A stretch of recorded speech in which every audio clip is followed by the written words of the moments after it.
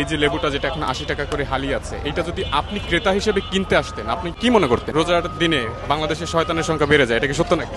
সব দেশের রোজার দিনে দাম কমে, আমাদের দেশেই কেন বাড়ে? ক্রেতা হিসেবে কেমন চাপ মনে করছে? এই যে ধরেন একটা লেবু যেটার হালি ৮০ টাকা, অর্থাৎ পিস পরে ২০ টাকা, ২০ টাকা একটা লেবুর দাম, এটা মানা যায়? মালের সিজন শেষ না, ডাল সিজন, মাল ধরে কম, আয়ে কম, বেচে বাড়তি, আমরাও কিনুন লাগে বাড়তি। সব দেশের রোজার দিনে দাম কমে, আমাদের দেশেই কেন বাড়ে? এই যে তো আর বাবা তোমরা এরপর যে সিস্টেম বোঝা যাইতেছে যে রোজার আর ২-৪টে গেলে বাজার আরো অনেক কমে যাবে। রোজার দিনে বাংলাদেশের শয়তানের সংখ্যা বেড়ে যায়, এটা কি সত্য নাকি?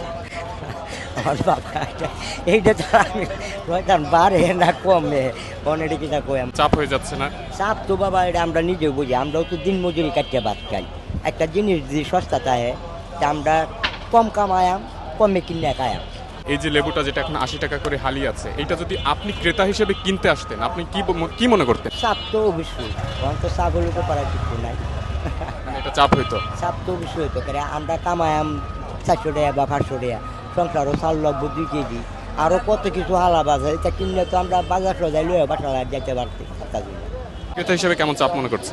৪-৫ জন লোক যদি ফ্যামিলিতে থাকে, তাহলে আসলে লেবু শরবত বানাইয়া খাওয়ার মতো ক্যাপাসিটি সবার নাই।